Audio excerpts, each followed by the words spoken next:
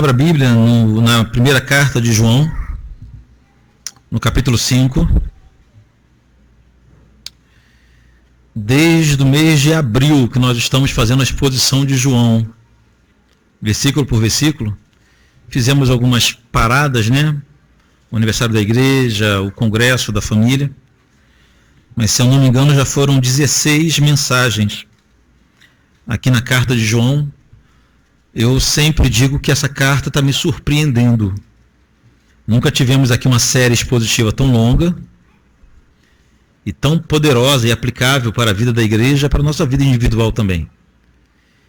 Eu não sei para você, mas para mim tem sido edificante, de forma surpreendentemente edificante, essa carta, pequena carta de João, apenas 5 versículos. Mas que agora que nós conseguimos chegar no capítulo 5.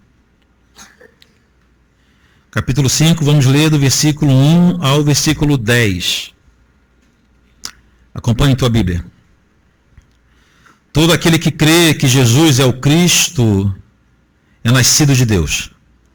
E todo aquele que ama o que o gerou também ama o que dele é nascido.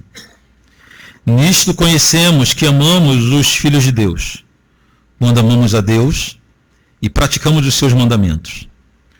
Porque este é o amor de Deus, que guardemos os seus mandamentos. Ora, os seus mandamentos não são penosos, porque todo o que é nascido de Deus vence o mundo. E esta é a vitória que vence o mundo, a nossa fé. Quem é o que vence o mundo, senão aquele que crê ser Jesus, o Filho de Deus? Este é aquele que veio por meio da água e sangue, Jesus Cristo. Não somente com água, mas também com sangue, com água e com sangue. E o Espírito é que dá o testemunho, porque o Espírito é a verdade. Pois há 3 que dão testemunhos no céu: o Pai, a Palavra e o Espírito Santo. E estes 3 são um. E 3 são os que testificam na terra: o Espírito, a água e o sangue. E os 3 são unânimes num só propósito. Se admitimos o testemunho dos homens, o testemunho de Deus é maior. Ora, este é o testemunho de Deus, que ele dá acerca do seu Filho. Aquele que crê no Filho de Deus tem em si o testemunho.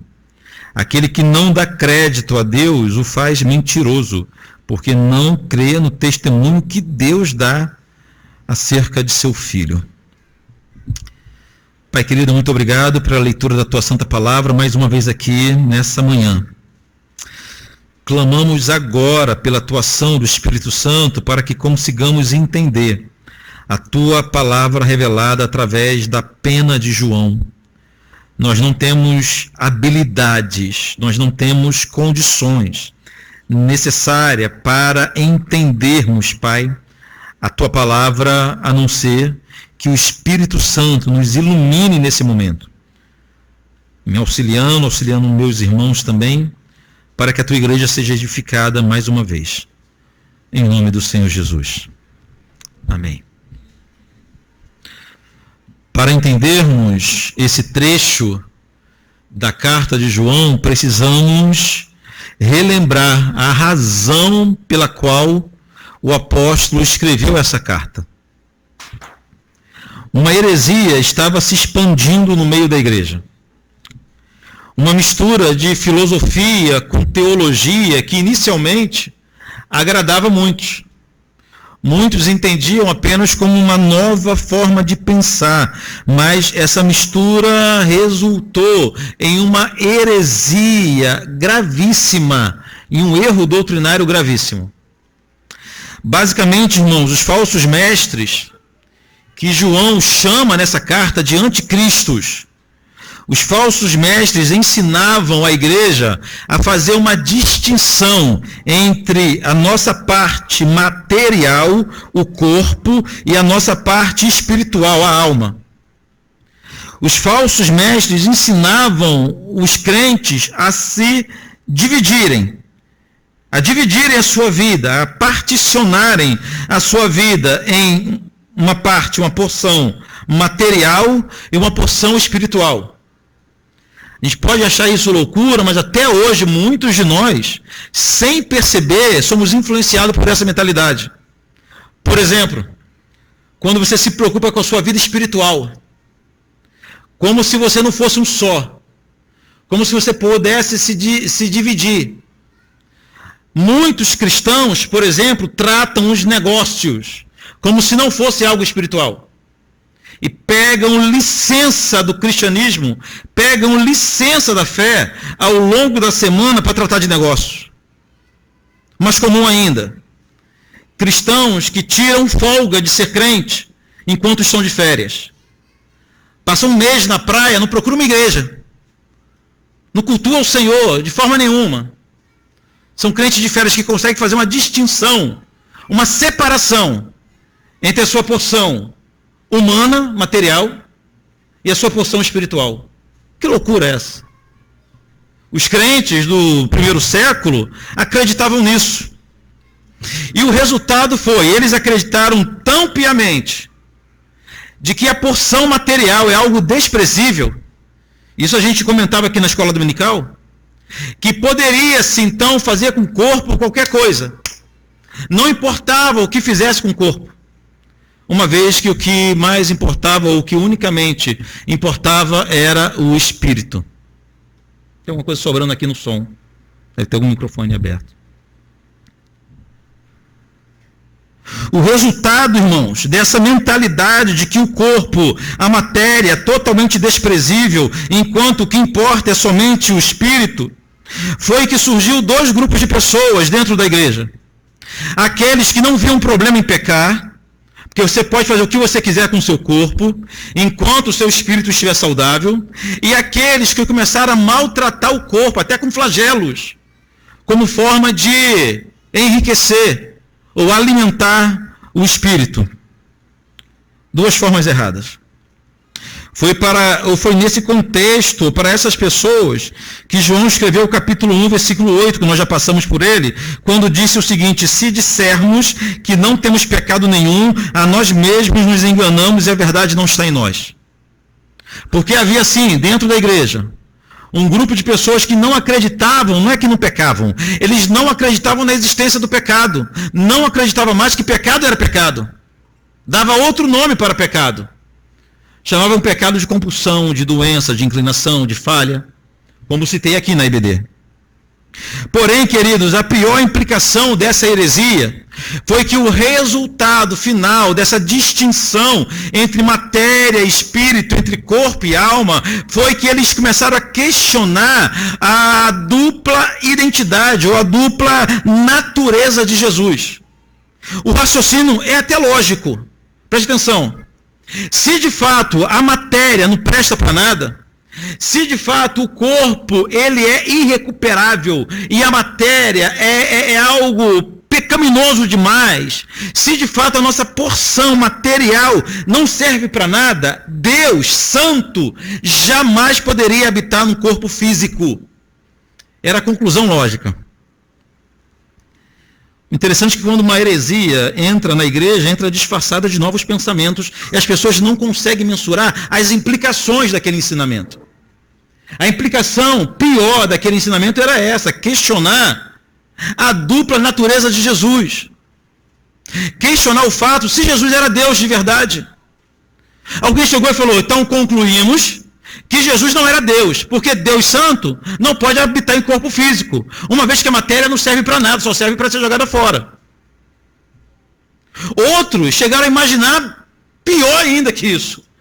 Outros chegaram a acreditar: não, Jesus é Deus, mas ele não viveu em corpo humano.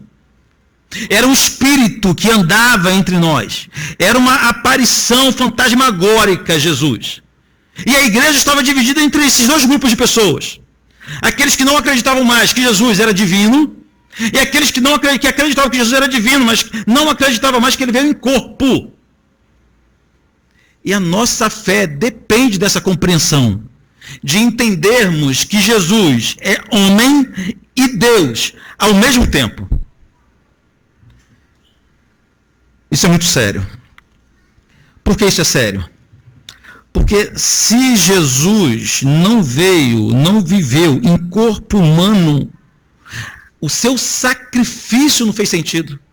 Era um Deus divino pendurado numa cruz. Era um Hércules pendurado numa cruz. Hércules da mitologia, não o pastor Hércules. Lembra da mitologia grega em que havia os heróis, os semideuses? Um semideus encararia uma cruz com facilidade, não é verdade?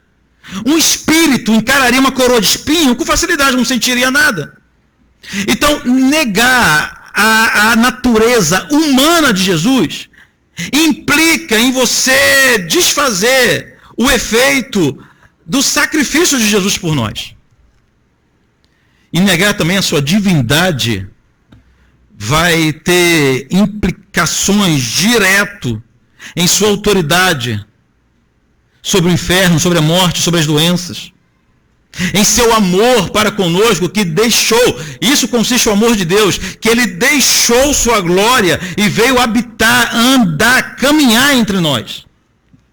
Então, desde o início da igreja, que esse é um assunto muito sério, não podemos questionar ou aceitar questionamento sobre as duas naturezas de Jesus. João trata esse assunto com tanta seriedade, que tanto no início da sua carta, como no início do Evangelho, que foram escritos na mesma época, com a mesma intenção, ele nem fez nenhum tipo de saudação. Eu já citei isso aqui. Abra aí a sua carta de João, primeira carta de João, capítulo 1. Acompanhe comigo.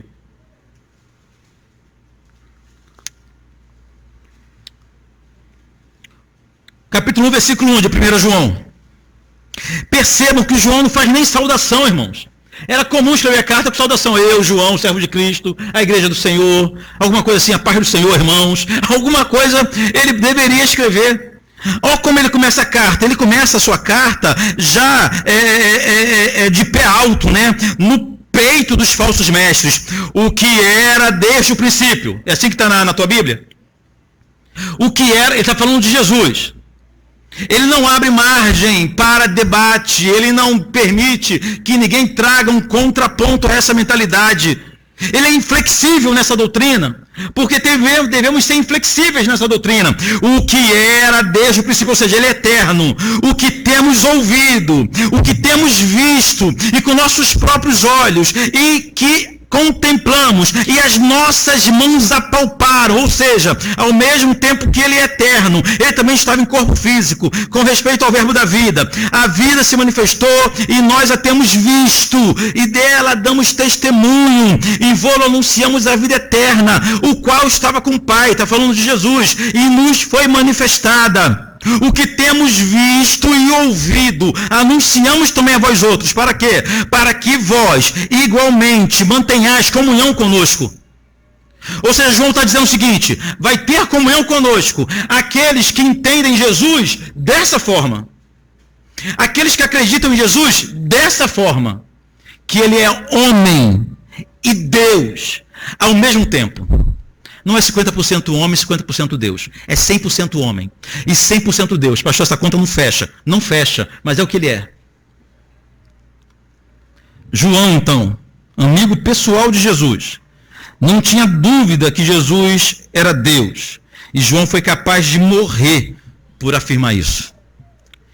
Esse assunto é tão sério, irmãos, e como o apóstolo sabia que no decorrer dos séculos apareciam homens e mais homens, mestres e mais mestres, questionando a humanidade e a divindade de Jesus. Por tudo isso, João voltou a tratar desse assunto aqui no final de sua carta, no capítulo 5. Nesse trecho que nós lemos, podemos dividi-lo em duas partes. Na primeira, João aponta o que é uma fé verdadeira. E na segunda parte, João nos mostra os testemunhos a respeito de Jesus, tanto aqui na terra como lá no céu. Vamos ver esse texto? Primeiro ponto, como é uma fé verdadeira? Como podemos concluir que a nossa fé é uma fé verdadeira? Como podemos identificar um verdadeiro crente ou saber se nós somos verdadeiros cristãos? Como? Um dos ensinamentos dos falsos mestres era que a fé verdadeira não poderia ser materializada. Era algo apenas invisível. Segundo eles, era impossível a olho nu você constatar se alguém tinha fé verdadeira ou não. Essa é a mentalidade de muitos crentes até hoje. Muitos. Segundo eles, a fé, como é algo espiritual, é invisível. Não tinha como a gente comprová-la, mostrar para os demais que temos uma verdadeira fé, e nem tem como a gente observar nos irmãos quem tem uma verdadeira fé ou não. É algo somente subjetivo. Era o que os falsos mestres entendiam e ensinavam. Essa mentalidade, ou a essa mentalidade, João diz um sonoro não. Isso não é verdade. A fé verdadeira é sim, irmãos, espiritual, mas ela necessariamente vai transbordar em práticas visíveis, em obras visíveis. A fé não é somente algo do coração, mas ela se materializa em ações que todos possam ver. Inclusive, foi justamente isso, ou nesse sentido, que Tiago, o irmão de Jesus, disse que a fé sem obras é morta.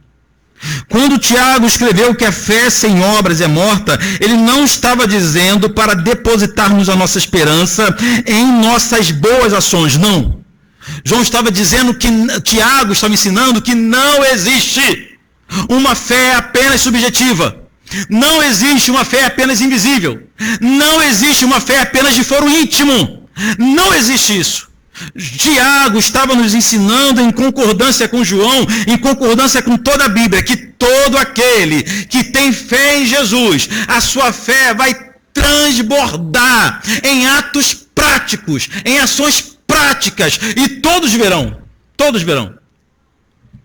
Eu não posso chegar para vocês e falar, irmão, eu sou homem de fé, mas vocês não veem nada não que eu faço, vocês não conseguem constatar, mas eu garanto a vocês que eu sou homem de fé. Não posso. A minha fé tem que transbordar em ações visíveis. Não estou dizendo de boas obras somente no sentido de exercer misericórdia, de ações sociais, não estou dizendo isso.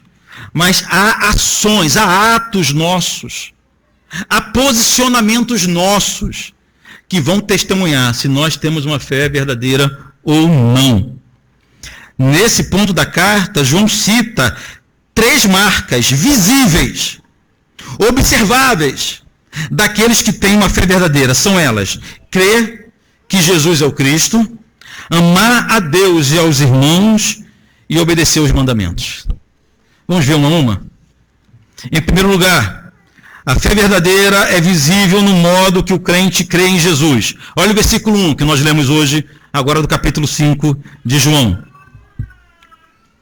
Todo aquele que crê que Jesus é o Cristo é nascido de Deus. Nascido de Deus aqui é uma forma de dizer que a pessoa é um cristão de verdade. Tem uma fé verdadeira. Todo aquele que crê em Jesus, não basta crer em Jesus, no sentido de crer que ele existiu. Muitas pessoas já creem nesse Cristo, nesse Jesus histórico, num homem que de fato caminhou pela Galileia, um homem que foi um exemplo de bondade, um exemplo de fé, um homem tão bom que veio nos dar exemplo de como viver. Muitos creem em Jesus dessa forma. João está dizendo que não é assim. João está dizendo que todo aquele que crê que Jesus é o Cristo, esse nasceu de novo. O que significa isso? Nós já aprendemos que Cristo não é um sobrenome de Jesus. Cristo é um título, que significa ungido, no sentido de ter sido escolhido para ser o nosso Salvador, o Messias prometido. Isso que significa Cristo. Então, se a pessoa crê em Jesus, mas não crê que Jesus é Cristo, essa pessoa não é nascida de Deus, não tem uma fé verdadeira e sequer conhece o Senhor. Já vimos isso aqui, irmãos, várias vezes ao longo dessa carta. Não basta crermos em Jesus, precisamos crer em Jesus da forma que a Bíblia diz. Aqueles que creem que Jesus foi apenas um bom homem, um bom mestre, um bom amigo, ainda não conheceu o Cristo bíblico. Isso porque Jesus não é apenas um bom homem, não foi apenas um bom homem, não é apenas um bom amigo. Jesus não é o melhor psicólogo que já existiu, nem o melhor mestre que já existiu. Jesus é Deus, que se fez carne por causa de pecadores. Esse é o Cristo. Então essa é a primeira marca destacada por João, para considerarmos se a nossa fé é verdadeira ou não. Se você crê que Jesus é Cristo, que Jesus é ungido. Em segundo lugar, a fé verdadeira é visível no modo do crente, ou seja, a fé verdadeira é visível no amor do crente por Deus e pelos irmãos. Também já passamos por isso aqui. Esse é um tema recorrente, um assunto recorrente aqui na carta de João. Olha, a segunda parte do versículo 1 e o versículo 2. E todo aquele que ama ao que o gerou, também ama o que dele é nascido. Nisto conhecemos que amamos os filhos de Deus, quando amamos a Deus e praticamos os seus mandamentos. Ou seja, mais uma vez, João está afirmando que o amor fraternal, o amor que temos uns para com os outros e o amor que temos por Deus são evidências de nossa conversão verdadeira. Mas preste atenção. João nos dá um motivo, uma razão poderosa o suficiente para amarmos uns aos outros. João não diz que nós devemos amar os nossos irmãos por causa de seus méritos ou por causa de suas qualidades. A gente fica fazendo essa distinção de pessoas, não é verdade? A gente fica pensando lá, pega a lista dos nomes da igreja, fica pensando quem pode ser teu amigo e quem não pode. Quem pode conviver contigo e quem não pode. Nós classificamos os irmãos, fazemos um tipo de classificação, de discriminação, às vezes sem perceber. João está dizendo que devemos amar uns aos outros, porém, não por causa dos méritos ou das qualidades, até porque se formos esperar por méritos e por qualidades, ninguém vai amar ninguém. Segundo João, devemos amar os nossos irmãos, porque eles foram gerados por Deus. Eles são filhos de Deus. Todo aquele que ama ao que o gerou, também ama ao que dele é gerado. Por que devemos amar uns aos outros? Porque é uma ordem social? Porque isso gera harmonia social entre a gente? Não. Devemos amar uns aos outros. Porque o teu irmão é filho de Deus. É. Mesmo aquele que você pensou aí, vai falar, não é possível. Você pensou em alguém e pensou, não é possível. Fulano não, né? É filho de Deus.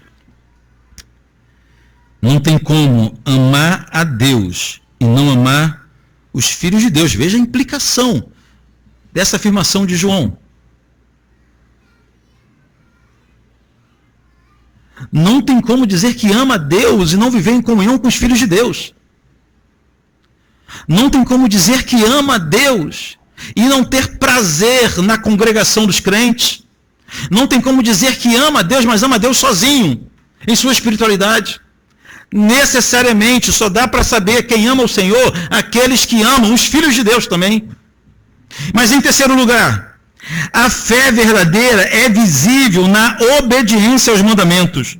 Vamos recapitular. Em primeiro lugar, a fé verdadeira é visível na forma como o crente crê em Jesus. A fé verdadeira é visível na forma do nosso amor para com Deus e para com os irmãos. E a fé verdadeira é visível na obediência aos mandamentos. Versículo 3. Porque este é o amor de Deus, que guardemos os seus mandamentos. Que alegria.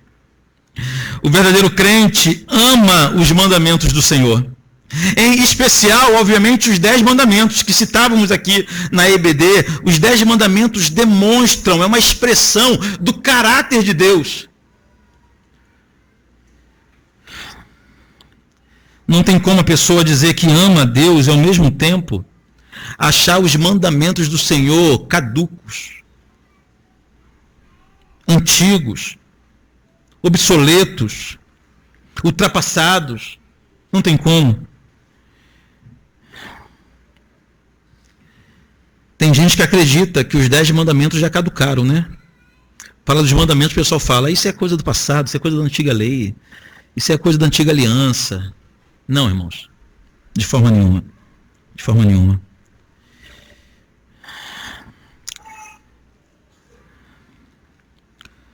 Foi Jesus quem disse, aquele que me ama, guarda os meus mandamentos. Em outras versões, aquele que tem os meus mandamentos e os guarda. Ter e guardar é ouvir e praticar. Aqueles que têm os meus mandamentos e os guarda, esse é o que me ama. Esse é o que me ama. O Salmo 119 é um grande hino de louvor aos mandamentos de Deus. É um grande hino. O maior de todos, registrado na Bíblia. O Salmo 119. No Salmo 119, os mandamentos de Deus são chamados de vários nomes, por vários nomes diferentes, mas tudo com o mesmo sentido. Lei, estatuto, juízo, preceito, prescrição, decreto, caminho. Tudo quer dizer o quê? Mandamentos. A palavra de Deus. Olha só o início do Salmo 119, só os 8 primeiros versículos. Bem-aventurado os irrepreensíveis no seu caminho. Aqui é o caminho do homem ainda. Que andam na lei do Senhor. O que é a lei do Senhor? Os mandamentos. Bem-aventurados os que guardam suas prescrições e o buscam de todo o coração. Não praticam iniquidade e andam nos seus caminhos. Aqui é o caminho de Deus agora. Versículo 4. Tu ordenaste os teus mandamentos para que os cumpramos à risca.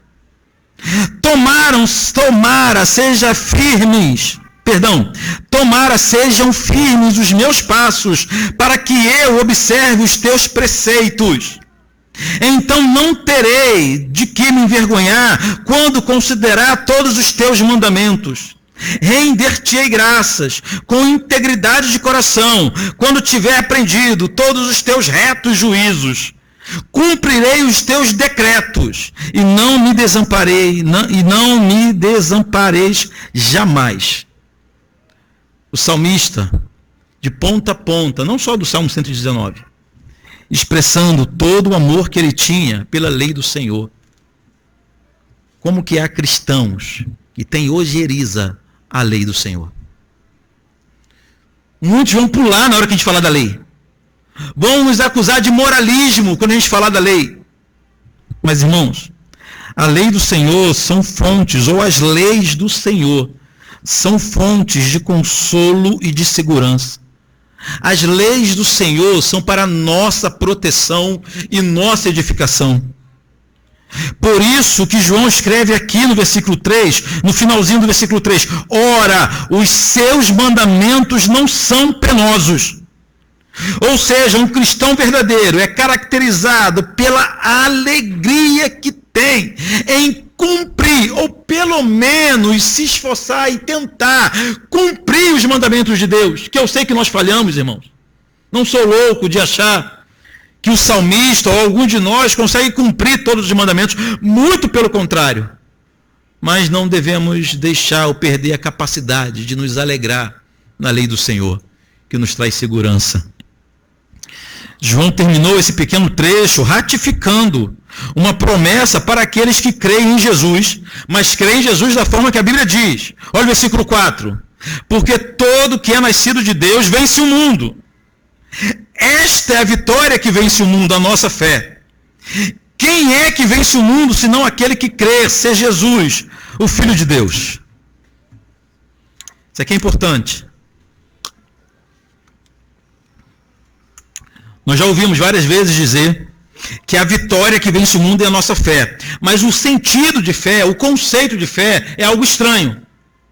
O pessoal acredita que fé é apenas pensamento positivo, ou você desejar com todo o coração, ou você não duvidar somente, e isso não é fé. Fé, ou pelo menos a fé que João está se referindo aqui, é acreditar em Jesus, da forma que a Bíblia diz. É essa fé que vence o mundo. Não é isso que está escrito? Quem é, o versículo 5, quem é o que vence o mundo? Senão aquele que crê ser Jesus, o Filho de Deus. Ou seja, irmãos, o sistema mundano, iníquo, pecaminoso, que se levanta contra os filhos de Deus, uma hora tentando cooptá-los, outra hora tentando destruí-los. Esse sistema maligno pode ser vencido com a fé verdadeira. Porém, mais uma vez, a fé verdadeira consiste em crer que Jesus é o Cristo, amar a Deus e aos irmãos e obedecer os mandamentos. É essa fé que vence o mundo. Não é pensamento positivo. Nada disso. Agora, na segunda parte desse trecho que lemos hoje, João volta a tratar da pessoa de Jesus. Olha o que diz o versículo 6. Este é aquele que veio por meio da água e do sangue. Meio complicada essa analogia usada por João, né? Este é aquele que veio por meio da água e do sangue. Jesus Cristo, não somente com água, mas também com água e com sangue. E o Espírito é que dá testemunho, porque o Espírito é verdade. Nesse ponto, irmãos, bem rapidamente, provavelmente João está fazendo uma referência a dois momentos distintos na vida de Jesus em que ficou evidente a divindade de Jesus. Dois momentos no ministério terreno de Jesus em que a divindade de Jesus foi explícita para todo mundo. No seu batismo e na sua morte. Por isso ele chama de água e sangue. O batismo e a morte. Os irmãos lembram que o ministério terreno de Jesus iniciou no batismo.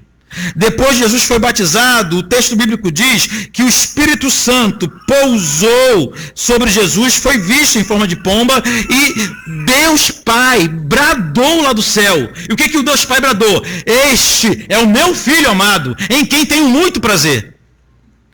Todos que estavam ali viram, e nós hoje lemos esse relato como testemunho histórico do momento que a divindade de Jesus foi defendida por ninguém menos que Deus Pai. Mas há um outro momento também. Além disso, quando João aqui, ainda no versículo 6, fala de sangue, está fazendo referência à morte de Jesus. Por quê? Porque apesar de ser Deus, ele também era homem. Prova disso é que ele morreu.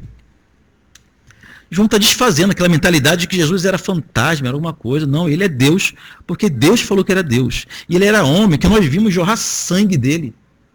Se não fosse homem, ele não teria morrido. E quando abriram as feridas, ou abriram feridas em Jesus, o que jorrou dele? O que fluiu de suas feridas? Foi sangue. É sangue de verdade. Sangue mesmo, sangue. Plasmas, hemácias, leucócitos, não é isso? O que mais tem sangue? Plaquetas. Açúcar tem, mas não compõe sangue, né? Nem era para ter. É para ter quantidade, né? Açúcar dá energia. Foi isso que fluiu de Jesus. Então, ele não era um espírito peregrinando nessa terra, ele era ser humano de carne e osso, tanto é que ele morreu. Se Jesus fosse apenas divino, seu sacrifício como homem não teria sentido, mas ele era Deus e homem ao mesmo tempo. Essa doutrina é tão séria, irmãos, que João tem a preocupação de ratificá-la, ainda aqui no versículo 6. Versículo 6, a parte B, diz assim: não somente com água, mas também com água e com sangue. Ou seja, já perdemos a conta de quantas vezes nessa carta João escreveu sobre a dupla natureza de Jesus. Percebemos a preocupação do apóstolo para que ninguém desprezasse uma ou outra natureza de Cristo. Por isso que ele cita esses dois eventos. Porém, olha como João concluiu esse ponto, ainda no versículo 6. E o Espírito é que dá testemunho, porque o Espírito é a verdade.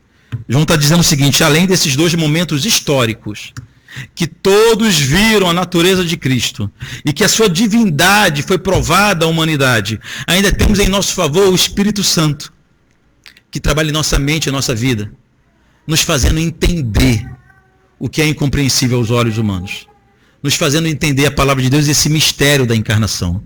Graças a Deus por isso. Agora, dito tudo isso, João deixou claro que o seu ensinamento a respeito de Jesus não era fruto de sua cabeça. João deixa isso muito claro sempre. Várias vezes nessa carta, João fala assim: pois o que nós temos aprendido é isso, pois o que temos visto é isso. Ele está fazendo referência ao período que ele andou com Cristo e o que eles, apóstolos mesmo, têm aprendido ao longo do tempo. Porém, aqui João vai além. João vai dar fundamento à sua teologia. É como se João chegasse nesse ponto e dissesse o seguinte: eu não estou sozinho nessa teologia, nessa doutrina. Tem gente muito boa que pensa igual a mim.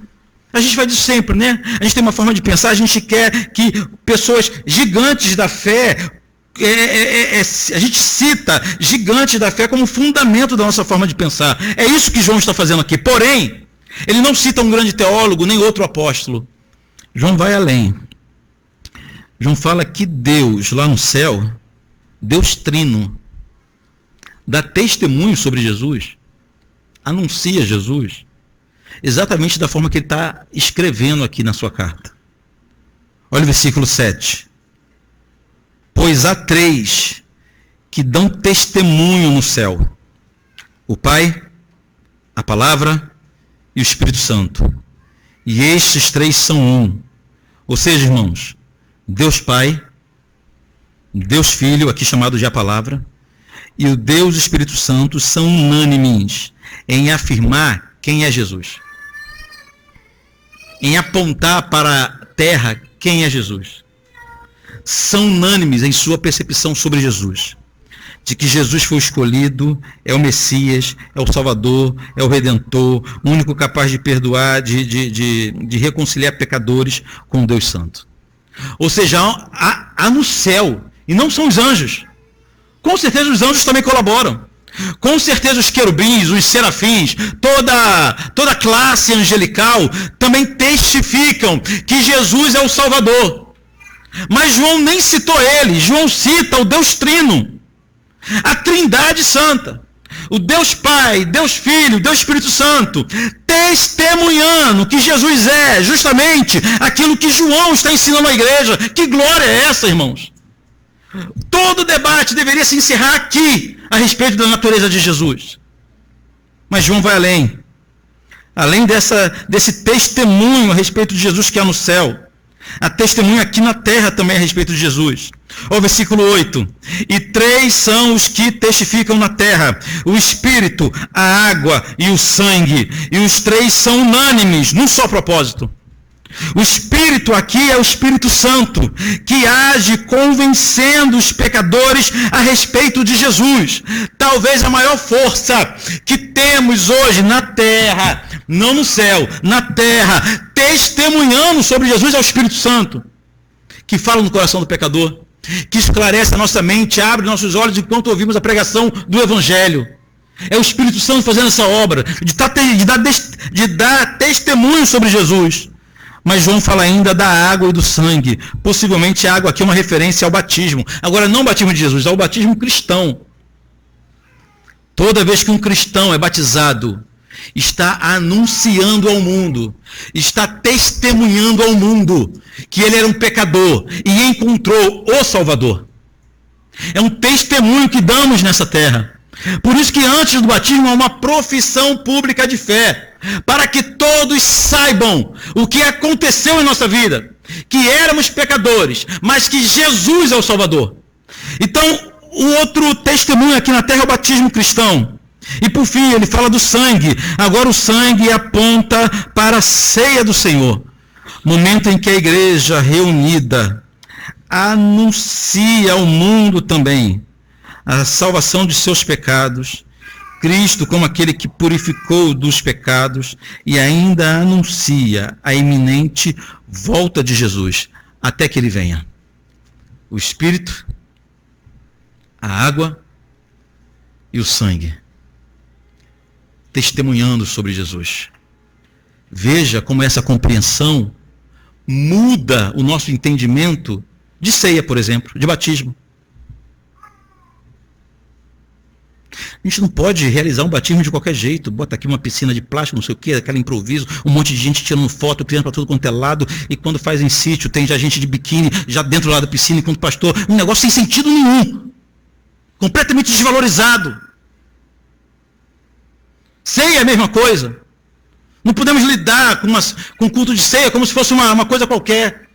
Sem sentido. Devemos elevar o conceito que nós temos de ceia, de batismo, porque agora compreendemos que é uma forma pelo qual a igreja tem de anunciar Jesus. Sempre foi assim.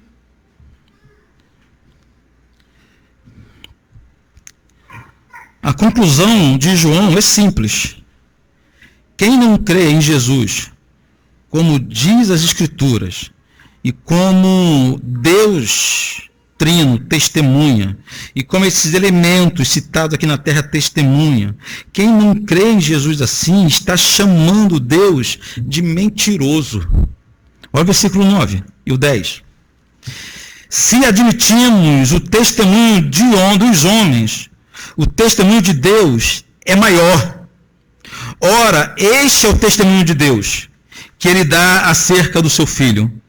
Aquele que crê no Filho de Deus tem em si o testemunho. Aquele que não dá crédito a Deus o faz mentiroso, porque não crê no testemunho que Deus dá acerca do seu próprio Filho. Ou seja, João está dizendo o seguinte: se você não crê que Jesus é Deus, e Deus diz que o seu Filho é Deus, você está chamando Deus de mentiroso. É como se a gente chegasse para Deus e falasse: não, eu tenho uma ideia melhor. A minha percepção é diferente. Deus, eu respeito a tua opinião, mas eu penso diferente a respeito de Jesus. João está dizendo que nós estamos estamos caindo em um pecado gravíssimo. Estamos afrontando a perfeição e a santidade de Deus. Em outras palavras, o que João está dizendo aqui era: se vocês não acreditam que Jesus é homem e Deus ao mesmo tempo, o problema de vocês é com Deus e não comigo. Então só temos duas opções, irmãos. Ou cremos em Jesus da forma que a Bíblia diz, ou chamamos Deus de mentiroso, entramos em uma guerra com Deus. Eu acho que não é uma boa ideia, não é verdade?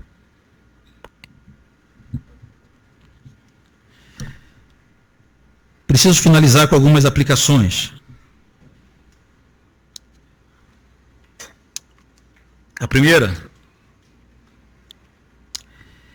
é urgente que cresçamos no conhecimento bíblico sobre Jesus. É urgente. Hoje há muita confusão a respeito de Cristo. Cada um tem um Cristo diferente. Cada um serve um Jesus diferente. Podemos dizer que mesmo no meio cristão há vários Jesuses.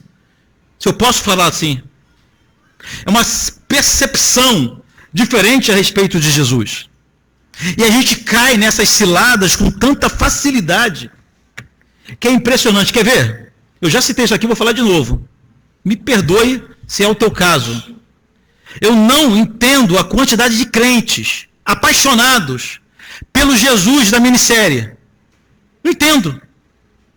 E todo mundo fala a mesma coisa.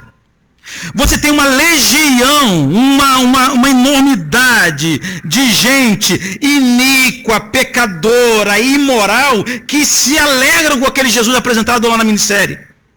Que acha lindo aquele Jesus. E os crentes gostam do mesmo Jesus que a sociedade gosta. Que estranho esse negócio. Eu ouvi irmãos dizendo: esse é o Jesus que eu sempre criei. Porque bota um artista que tem um semblante agradável, umas palavras, mesmo quando fala a palavra dura, agradável, a gente pensa em Jesus assim, né? Fala a verdade. A gente pensa em Jesus exatamente igual o cara da minissérie. Da série lá, Chosen, sei lá. É isso? The Chosen. A gente pensa em Jesus exatamente assim. Um camarada que parecia que andava em nuvens. Que você olha para ele e ficava apaixonado, ouvindo o som da sua voz. Aquele semblante meio rústico, simples, mas a gente esquece o texto bíblico que diz que ele não tinha aparência nem formosura, que era comum alguém lhe virar o rosto. A gente está falando de alguém aparentemente, fisicamente desagradável. Desagradável.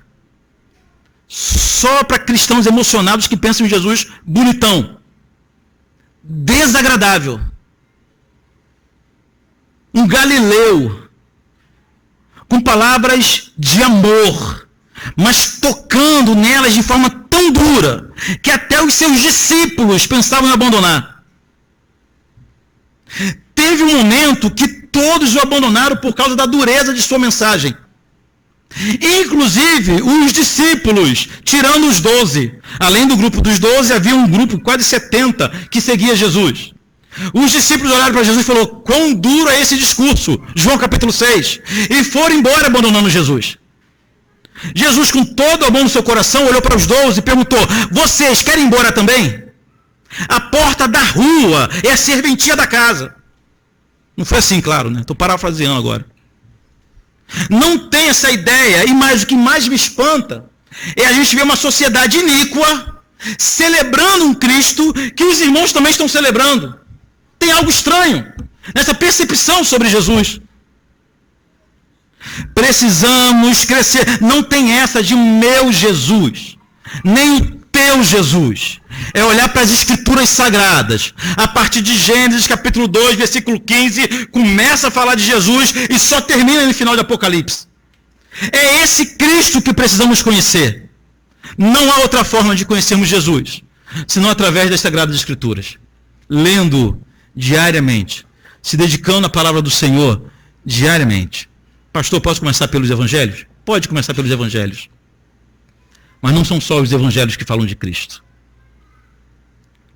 É urgente ainda que cresçamos no amor de Deus. A única forma de crescermos no amor de Deus é nós observando suas obras.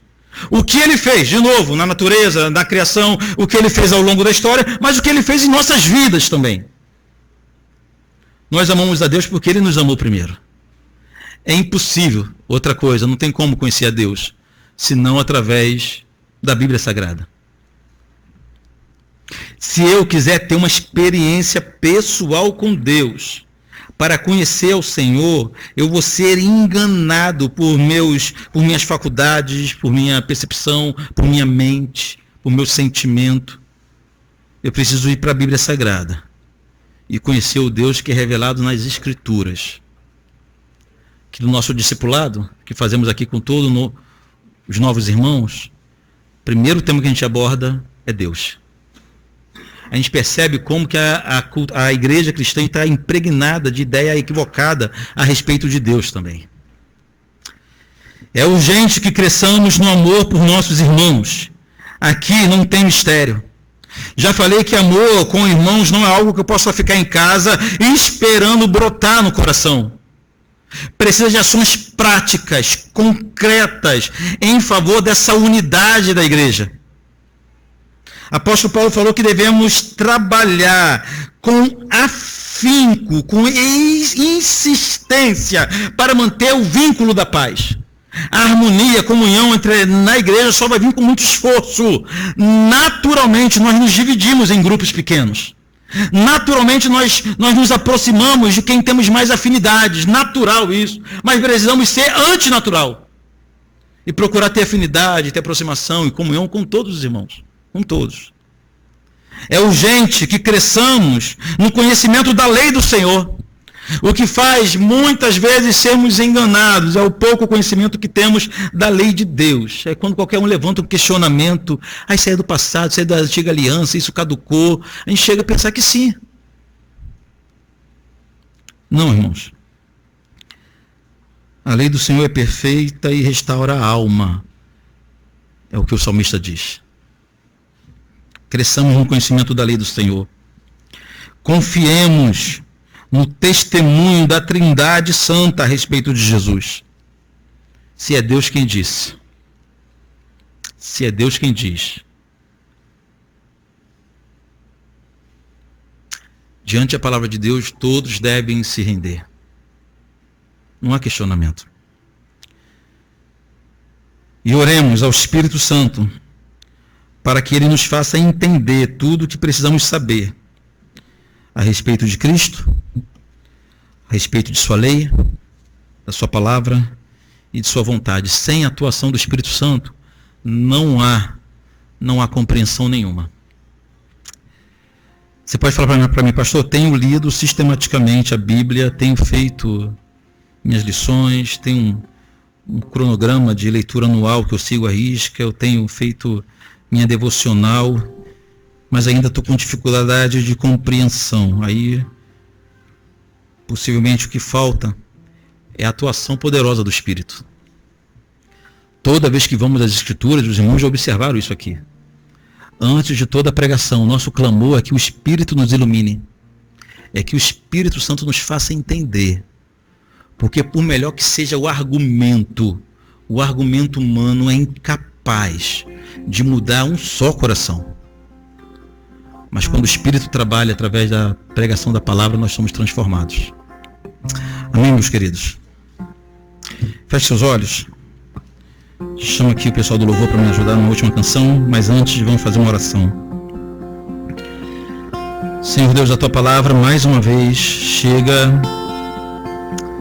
confrontando algumas de nossas práticas, ó Pai. Mas a nossa oração nesse momento é que a Tua palavra nos vença. Que a Tua palavra vença nossos argumentos, nossa resistência, porque o que desejamos é ser edificados em Tua presença. Desejamos crescer, Pai, no conhecimento a respeito de Jesus, no conhecimento a respeito de Cristo, no amor para com os irmãos, para com Deus, na compreensão do que é os Seus mandamentos, do que são os Seus mandamentos. Ah, Pai, são muitas áreas que precisamos crescer. E em todas elas dependemos do Espírito Santo. Que o Espírito Santo nos habilite, nos capacite, nos renove, nos fortaleça, nos faça entender, nos faça compreender. Que o Espírito Santo vença a nossa resistência, vença a nossa surdez, a nossa cegueira, para que consigamos, Pai, viver plenamente como servos Teus. Em nome do Senhor Jesus. Amém. Se os problemas parecem não ter solução, quando as mágoas inundam o teu coração, há alguém que atende a tua oração. Jesus Cristo, Mestre, Senhor, Ele é o dono da chuva, do sol e do ar, é Senhor da alegria, da dor, do chorar. Ele é o dono dos montes, do céu e do mar, é Senhor das crianças, das preces, dos hinos. Ele é meu e também teu Senhor.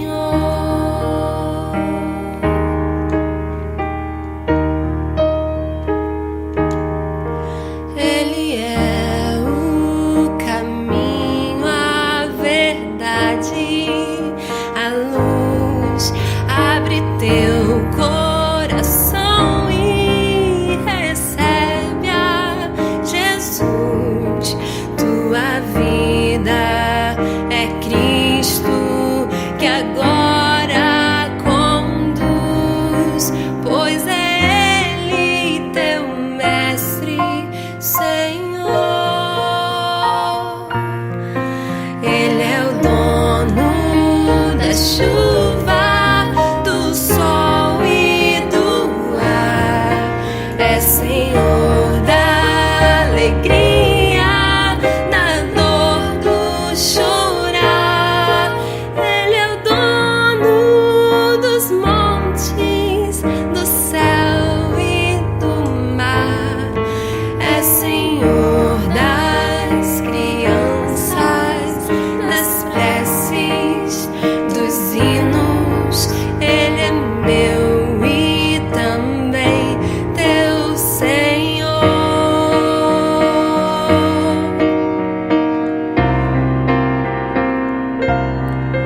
Como é bom caminhar nesta luz, nesta paz.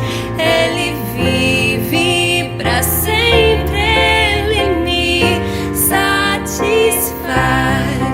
Eu sou dele, a vida